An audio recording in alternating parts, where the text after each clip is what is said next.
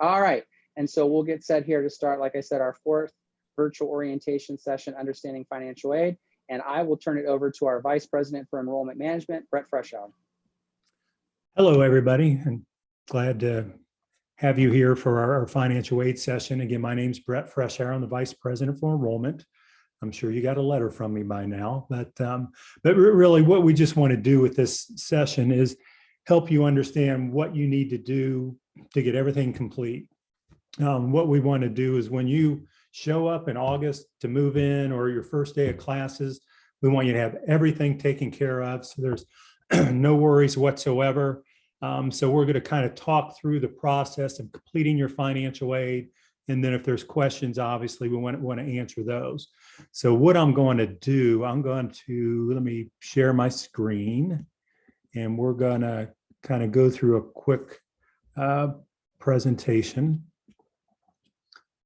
Okay, so everybody can see that. And although I know all of you, well, hopefully all of you have been to campus and seen our beautiful campus. So here's a aerial view of campus. But really the start of this whole process, and this is the financial aid piece of it with the free application for federal student aid, or as we know, the FAFSA. All of you should have done that. There's occasionally we'll have a student or two that hasn't at this time, and we'll work with them through that. But the first thing we need to do is get the FAFSA filed. And once we have that taken care of, then we move through the process. And, all of you obviously have been admitted to the university, have your financial aid. And the big question is, what do I do next? The first thing you're going to need to do, and you should have been sent a letter or an email from the financial aid office letting you know if there's any outstanding items that you need to complete. Now, first of all, don't panic. If you have things outstanding, almost everybody does, so it's not anything to worry about. We have until you move in to get everything taken care of. But obviously, the sooner we can get it done, the better. Some of the most common things that you'll see that needs to be done is the FAFSA verification process. Now, if you were selected for verification, and some are randomly selected, some they may see something with information they just want to check. Again, that's nothing to be concerned about. It's just part of the process. And again, they select a certain percentage of students across the country just for the verification of it. And again, there could be some things that aren't adding up that they want to check. But that part of the process, again, you may have been sent something to say you need to complete the verification form, and you may need the parents' taxes and W-2s or the students' taxes and W-2s. So that's one piece. The second piece that you may have received or may receive shortly is if you were awarded the federal Stafford loan, whether it's subsidized or unsubsidized, there's a master promissory note that you'll need to take care of, and entrance counseling. And I'll talk a little bit more about those in a few minutes. And the third piece that's pretty common is the financial aid application for new students. And that's just an easy form. You do that online as well. It just gives us more information so that we can make sure everything's lined up your financial aid again, and there are no situations there. Now, to do this, you're going to need to go into MyShoe, and all you students at this point, because you're here at orientation, I know you've logged into MyShoe, got your email set up. So what you would do again is go into MyShoe, and again, I'll show you a screenshot in a minute. And then once you get to that main page, you scroll all the way to the bottom, and that's where the Financial Aid Center is. And again, that'll show you any forms that are outstanding that you need to take care of. If there's questions at any point in time, you can always call in to either your admissions counselor and they can get you in touch with somebody in financial aid, or you can call directly into the Office of Financial Services and registrars if you have questions. And that's always an option no matter what. This process can get a little bit confusing. The government's involved and they have different paperwork they want, and they change the rules on us frequently as well. So, we keep up with what they're asking us to do and try to keep you informed so everything flows easily for you too. Now, the next piece that you'll do once you get all of your outstanding documents taken care of, you would go back into MyShoe again, the Financial Aid Center, and then accept your financial aid that's on your account. So let me kind of zip down to the next page. Okay, this is a shot of the bottom of the page, the home page of MyShoe. So you scroll all the way down the bottom, and then you see these three boxes, the Information Technology Solution Center. Just kind of FYI, if you ever have any issues with your computer or your accounts, you can contact them by email or phone, day or night, and somebody will be able to help you there. The Nelnet Enterprise, that is our payment plan and billing system that you can go in and see what your bill is, or you can set up a payment plan there. Again, I'll talk to you more about that. But what we're talking about today is that the third box there, the Financial Aid Center. So you would click on that, and then that would take you to this next page. And I hope you can see this. It's depending on how big your screen is, it may be a little tough to see. But what this will do is give you a list of all the documents that need to be taken care of. And if it's complete, it'll show again, as you see for the FAFSA, free application for federal student aid at the very bottom, that was received on January 12th. So for this student, that's complete. But the things that need to be taken care of, in this case, this student would have been selected for verification.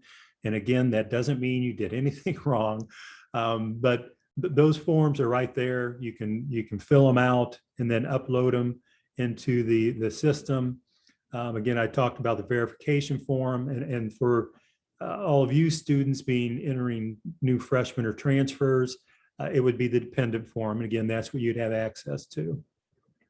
If you need to send in your parents' taxes or your taxes, you can upload those right here. And then the federal direct mastery promissory note. Again, there's a link you can click to and handle that. The federal direct student counseling, entrance counseling, that's another federal requirement. And really what that is, you'll go read through this information, answer a few questions. Basically what it's saying is that this is a loan, you understand it's a loan, and it has to be paid back. So that's a little simplified that way, but that's really what they're getting to. They want to make sure all students understand what the federal staffer loan is. Okay. Now, let me flip over to the next screen. When we were talking about accepting your aid, this is the type of screen you would see. And in this case, the student has the Elizabeth Seton Scholarship of $21,000, the housing grant of $2,000, and all the institutional aid will be automatically accepted. We took a shot in the dark and figured that you would want your grants, so we didn't want you to have to worry about that. The PA State grant, it could be the federal Pell Grant. There's a number of different grant programs you could be eligible for, or if you were eligible for, will be listed on here for you to accept. Then if you look down for the loans, the federal staffer loan, subsidized and unsubsidized. Now the unsubsidized, the $3,500, $1,750 per semester, basically subsidized means that these are non-interest bearing. So, you'll have those loans and the interest will not accrue while you're in school. The unsubsidized loan, that $2,000 or $1,000 per semester, is interest bearing. Now, just a little note on these staffer loans, you can take as much or as little as you want of these, or none at all. The thing to keep in mind, these are available to you throughout the whole school year. So at the beginning, right now you're looking to say, you know what, we're not going to take these loans, so we're going to decline them right now, and that's fine. If you get into, let's say, February, and something happened with your finances, you can say, we need all that loan, we need some of that loan. But that is available to you until the end of classes for this academic year. That's August through May. So just keep that in mind. It's not that if you deny it, it's gone forever. The other thing, keep in mind, which I'm sure you already figured, that if you are going to decline any of it, always do the unsubsidized, which is interest bearing, and that way that'll save a few more dollars here and there. The federal work study program is the last listed on this. That is an on-campus work program that is not credited to your account, because really what happens if you accept that, when you get in campus, you can find a job on campus, and the financial aid office can direct you to places that there are openings for jobs. You will actually get a paycheck at the end of each month. So, however you work that out with your parents, whether you want that for your play money or that's going towards your account, you'll need to figure that out. Just kind of something I saw over the years that seemed like a good way to deal with this is talking to some parents, and it's been quite a while ago, but they had their son or daughter, I forget which it was at the time, say, okay, you make $1,500 during the summer and you give that to us, and then you work what you want for your spending money to go to movies or whatever you want. So again, that's just something that I've noticed that seemed to work. But anyway, so this is how that piece works, and you're going to have accepted your aid for it to all be accredited to your account. You get the items complete, you get the aid accepted, and then your bill will reflect that. Until that time, you'll see that pending sign. That's what it'll show on your bill. It'll show, for instance, federal subsidized direct loan $3,500 for fall semester. It'll only be $1,700, but it'll be in pending status. So that'll kind of be your key that something hasn't been taken care of.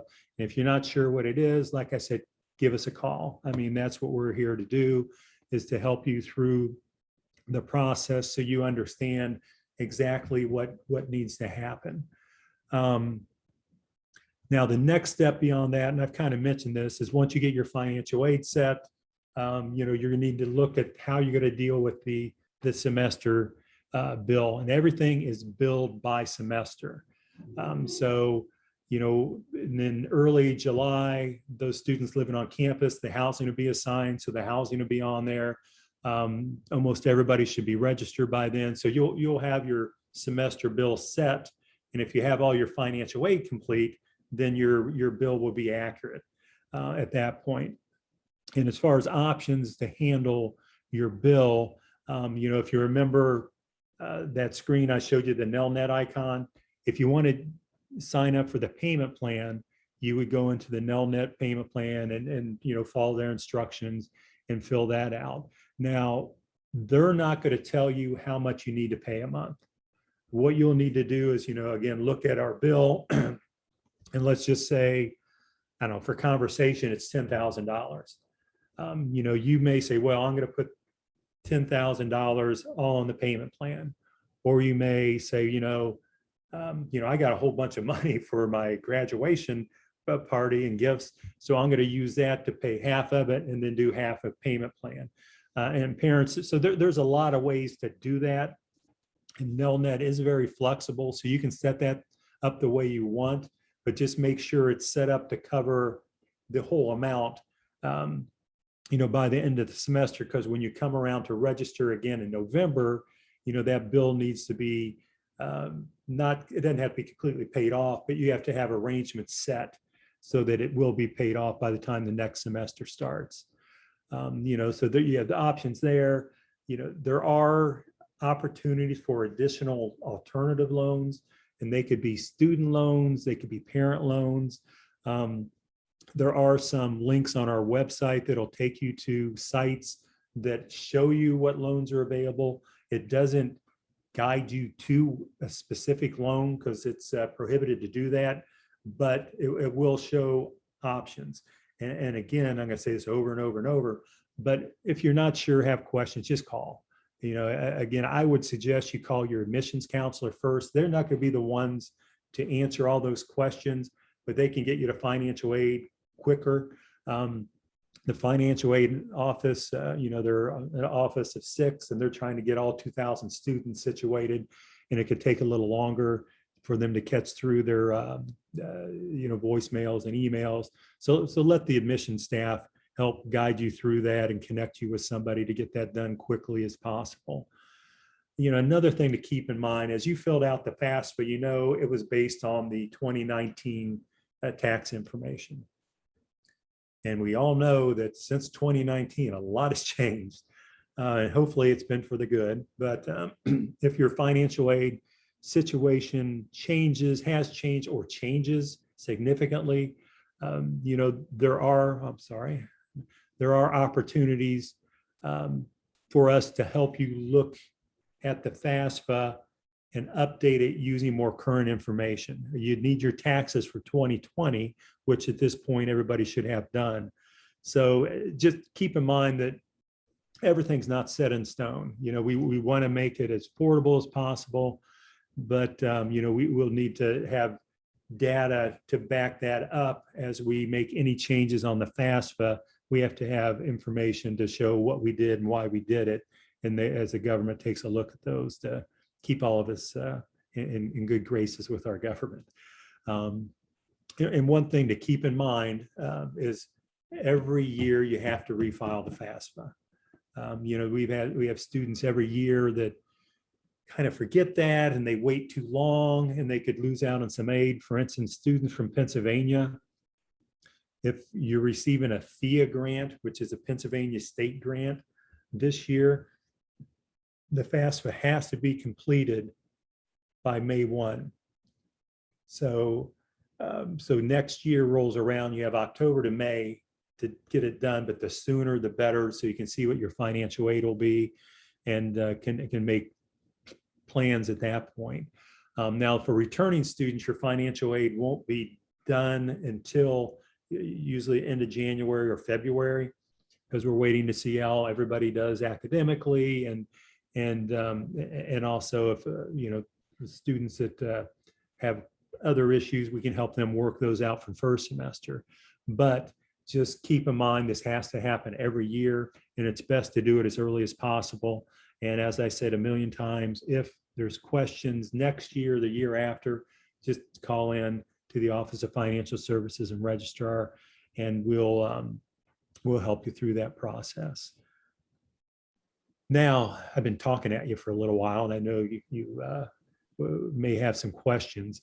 Just again, this is just some of the information if you want to call into that office. And I know you have the contact information for your admissions counselor. And again, my name is Brett Freshour. I'm on the website too. If you want to give me a call or shoot me an email, feel free to.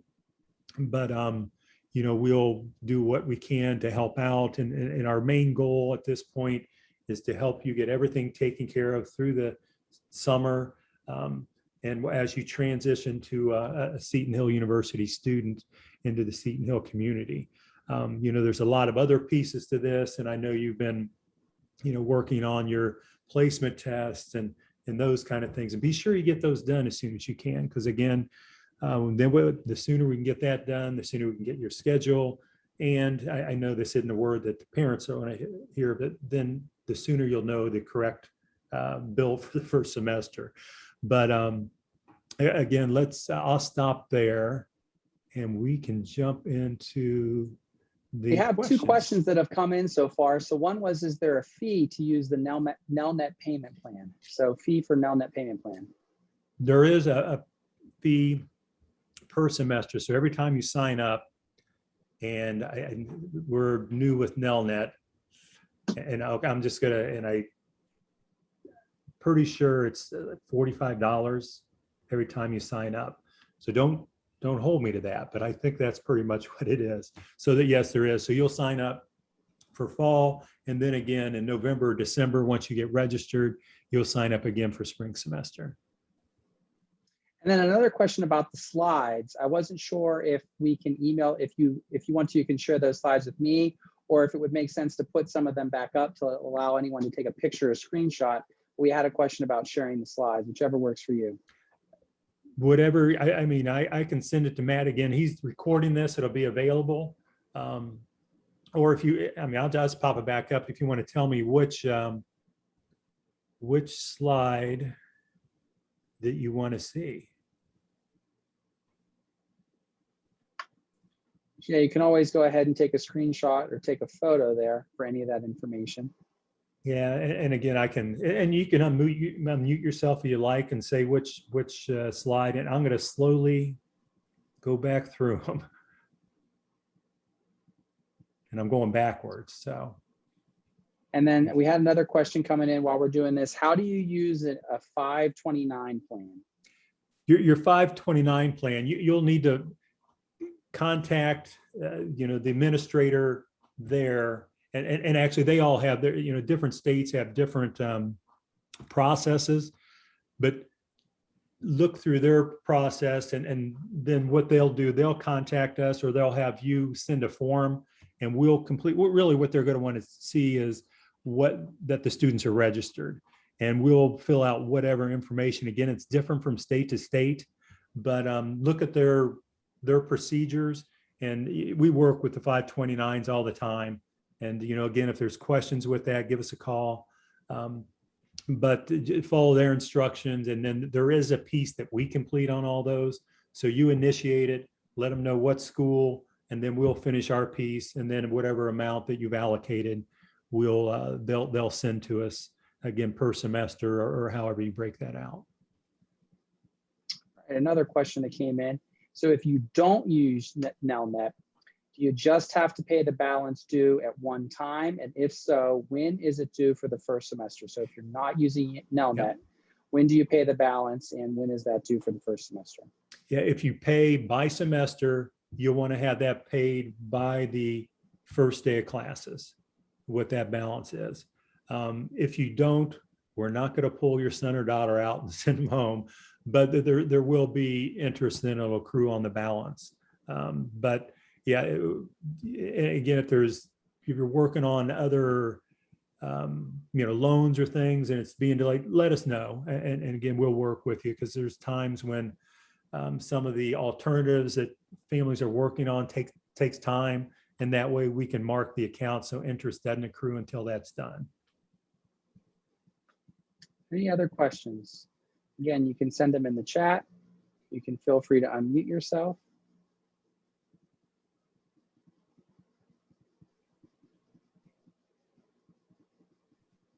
Anything else, Brett, for you to share with the group?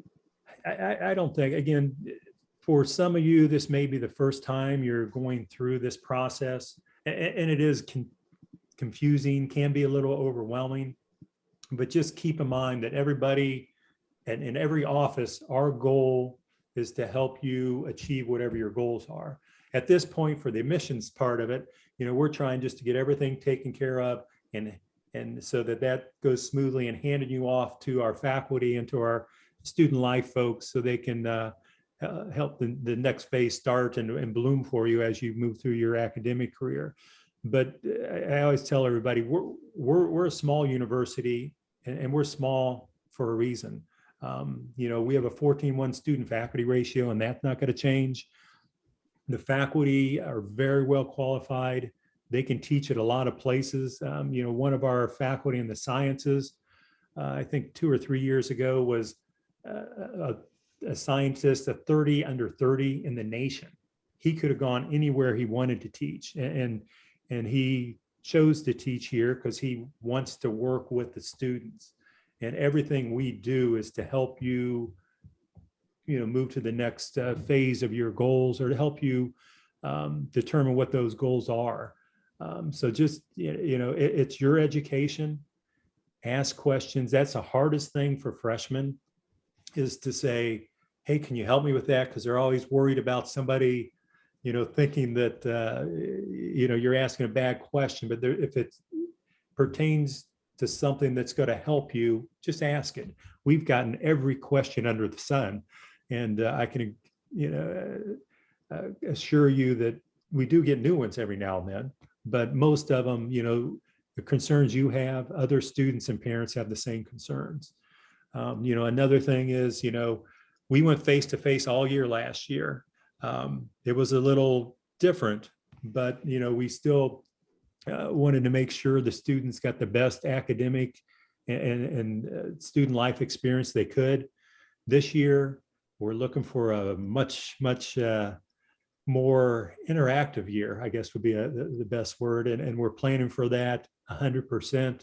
And I know you students have went through a tough senior year, or if there's transfer students, had a tough year at your school, but we're making all the plans we can to have everything as normal as possible for everybody to have a great experience next year. So are there other questions or anything anybody wants to know that we can help with as best we can?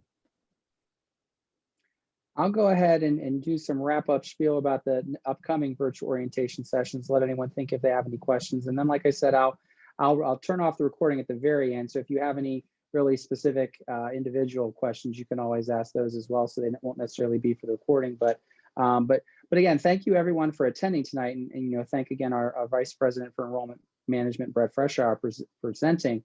Reminding everyone that we have many virtual orientations coming up. If you've received the little flyer in the mail that has all the updated schedules, or you can see it on the Road to the Hill website. Our next session is going to be this Friday at June 11th at 8 p.m. So that session is actually the first of our 2 trivia nights. And so it's really going to be a lot of fun, very interactive for the students. The theme will be the history of Seton Hill. And so, if you want to, you can always study up, look around on some websites to understand some of the important historical facts about our great university, but you don't have to study. The trivia game will be very fun, very interactive, multiple choice. So even if you don't know the answer, you can guess.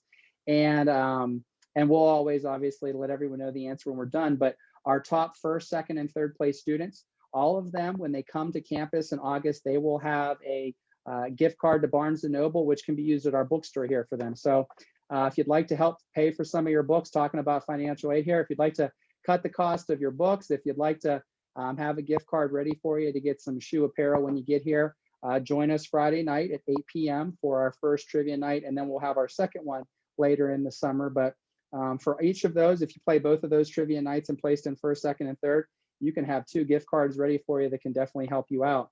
Then after that event, our next session will then be on the 15th at 2 p.m. So Tuesday, the 15th at 2 p.m. It's going to be our second Griffin Gathering Student Social of the summer. So even if you attended the one in May, another great opportunity for us to have students join us and have some interaction, ask some questions, have really great conversations. And both of those sessions will count towards the Get to Know Fellow Griffins portion of the virtual orientation path. So if you attend those 2 sessions, you're done with that portion of your path, and you're 1/4 of the way to completing the path and getting some exclusive shoe swag when you get to campus. So both of those sessions, though, I'm sorry, family members, the trivia night and the socials are specifically for our students. But for our family members, the next upcoming sessions for you all would be the student athlete panel that happens next Wednesday, the 16th at 6 p.m., or the student leader panel on Monday, the 21st at 6 p.m. Both of those sessions will be facilitated by either a student athlete or a student leader who will answer all of your questions, share your story about it being a Seton Hill student. So hopefully you can join us for those sessions, the next 4 sessions coming up. And so with that, I haven't seen any other questions for the good of the group. I'll again thank you all for joining and thank Brett for tonight, and I will turn off the recording.